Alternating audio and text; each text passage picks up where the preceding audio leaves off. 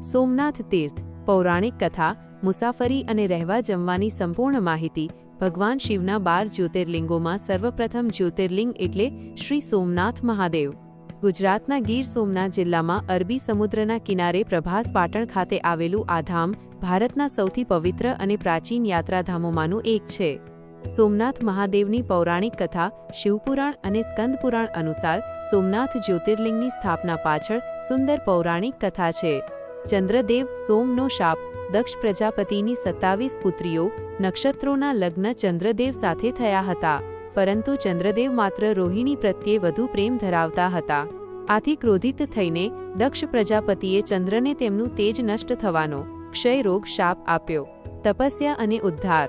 શાપમુક્ત થવા માટે ચંદ્રદેવે બ્રહ્માજીના સૂચનથી પ્રભાસ ક્ષેત્રમાં આવીને ભગવાન શિવનું કઠોર તપ કર્યું. શિવજીએ પ્રસન્ન થઈને ચંદ્રને શાપમાંથી મુક્તિ આપી અને વરદાન આપ્યું કે શુક્લ પક્ષમાં તેમનું તેજ વધશે અને કૃષ્ણ પક્ષમાં ઘટશે. સોમનાથ નામ. ચંદ્ર સોમના નાથ ઈશ્વર હોવાના કારણે આ પવિત્ર સ્થાનનું નામ સોમનાથ પડ્યું. ઐતિહાસિક મહત્વ. સોમનાથ મંદિર પર ભૂતકાળમાં અનેક આક્રમણો થયા અને તેને નષ્ટ કરવાનો પ્રયાસ થયો, પરંતુ દરેક વખતે આ મંદિર શ્રદ્ધાના પ્રતીક તરીકે ફરીથી વધુ ભવ્યતા સાથે નિર્માણ પામ્યું. સ્વતંત્રતા પછી ભારતના લોહ પુરુષ સરદાર વલ્લભભાઈ પટેલના સંકલ્પથી વર્તમાન ભવ્ય મંદિરનું નિર્માણ થયું, જે કૈલાશ મહામેરુ પ્રાસાદ શૈલીમાં બનેલું છે. સોમનાથ કેવી રીતે પહોંચવું? 1. રેલ માર્ગ બાય ટ્રેન. નજીકનું મુખ્ય સ્ટેશન વેરાવળ જંકશન છે, જે સોમનાથથી માત્ર 7 કિલોમીટર દૂર છે. અમદાવાદ, મુંબઈ, રાજકોટ અને ભારતના અન્ય મુખ્ય શહેરોમાંથી વેરાવળ માટે સીધી ટ્રેનો મળી રહે છે. 2. સડક માર્ગ બાય રોડ. સોમનાથ હાઈવે માર્ગે ગુજરાતના તમામ શહેરો સાથે જોડાયેલું છે.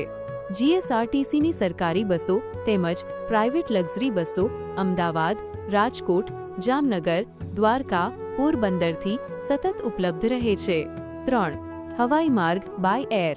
સૌથી નજીકના એરપોર્ટ કેશોદ અપ્રોક્સિમેટલી 55 કિલોમીટર અને દીવ અપ્રોક્સિમેટલી 63 કિલોમીટર છે. રાજકોટ અપ્રોક્સિમેટલી 200 કિલોમીટર અથવા અમદાવાદ અપ્રોક્સિમેટલી 400 કિલોમીટર એરપોર્ટ પરથી પણ ટેક્સી કે બસ દ્વારા સોમનાથ આવી શકાય છે. રહેવાની સુવિધા. વેર ટુ સ્ટે. સોમનાથમાં રહેવા માટે શ્રી સોમનાથ ટ્રસ્ટ તેમજ ખાનગી હોટેલ્સની ઉત્તમ વ્યવસ્થા છે. શ્રી સોમનાથ ટ્રસ્ટના અતિથિગૃહ સૌથી ઉત્તમ વિકલ્પ. સાગર દર્શન અતિથિગૃહ મંદિર અને સમુદ્ર કિનારે આવેલું આધુનિક સુવિધાઓથી સજ્જ ગેસ્ટ હાઉસ. લીલાવતી અતિથિગૃહ, સોમનાથ અતિથિગૃહ અને માહેશ્વરી ભવન. આ સિવાય નોન એસી, એસી અને વીઆઈપી રૂમ્સ ખૂબ જ વ્યાજબી દરે ઉપલબ્ધ છે. નોંધ. સોમનાથ ટ્રસ્ટની સત્તાવાર વેબસાઇટ પરથી અગાઉથી ઓનલાઈન બુકિંગ કરાવવું હિતાવહ છે. ખાનગી હોટલો અને ધર્મશાળાઓ. મંદિરની આસપાસ અને વેરાવળ શહેરમાં દરેક બજેટ મુજબની ખાનગી હોટેલ્સ અને વિવિધ જ્ઞાતિની ધર્મશાળાઓ મળી રહે છે. ખાવા પીવાની સુવિધા, ફૂડ અને ડાઇનિંગ. સોમનાથ ટ્રસ્ટનું પ્રસાદ ભોજનાલય. મંદિર પરિસર નજીક સોમનાથ ટ્રસ્ટ દ્વારા સંચાલિત મોટું ભોજનાલય છે, જ્યાં ખૂબ જ સસ્તા દરે શુદ્ધ, સાત્વિક અને સ્વચ્છ ગુજરાતી થાળી મળે છે. કાઠિયાવાડી અને ગુજરાતી ભોજન. મંદિર બહાર અને આસપાસની રેસ્ટોરન્ટ્સમાં ગરમ વઘારેલો રોટલો, સેવ ટામેટાનું શાક, દાળ ભાત, ખીચડી કઢી અને છાશ જેવો સ્વાદિષ્ટ કાઠિયાવાડી ખોરાક મળે છે. નાસ્તો. ચોપાટી અને મંદિર રોડ પર ગાંઠિયા, ઢોકળા, મકાઈનો શેકેલો ભુટ્ટો અને દક્ષિણ ભારતીય વાનગીઓ સરળતાથી ઉપલબ્ધ હોય છે. સોમનાથનું કલ્ચર અને જોવાલાયક સ્થળો. સોમનાથનું વાતાવરણ અત્યંત ભક્તિમય અને આધ્યાત્મિક છે. સંધ્યા આરતી અને લાઇટ એન્ડ સાઉન્ડ શો. દરરોજ સાંજે થતી મહાઆરતી અને ડમરૂના નાદનો અનુભવ અદ્ભુત હોય છે. રાત્રે મંદિરના પરિસરમાં સમુદ્રના પૃષ્ઠભૂમિ પર સાઉન્ડ એન્ડ લાઇટ શો રજૂ થાય છે, જેમાં અમિતાભ બચ્ચનજીના અવાજમાં સોમનાથનો ગૌરવશાળી ઇતિહાસ દર્શાવવામાં આવે છે. ત્રિવેણી સંગમ. હિરણ, કપિલા અને સરસ્વતી માઇનસ આ 3 પવિત્ર નદીઓનો સમુદ્ર સાથેનો સંગમ. અહીં સ્નાન અને પિતૃતર્પણનું વિશેષ મહત્વ છે. ભાલકા તીર્થ.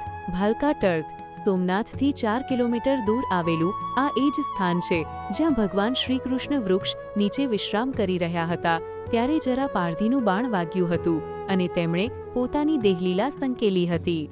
બાણસ્તંભ બાનસ્તંભા મંદિર પરિસરમાં આવેલો આ પ્રાચીન સ્તંભ ભારતીય ખગોળ વિજ્ઞાનની અજાયબી છે.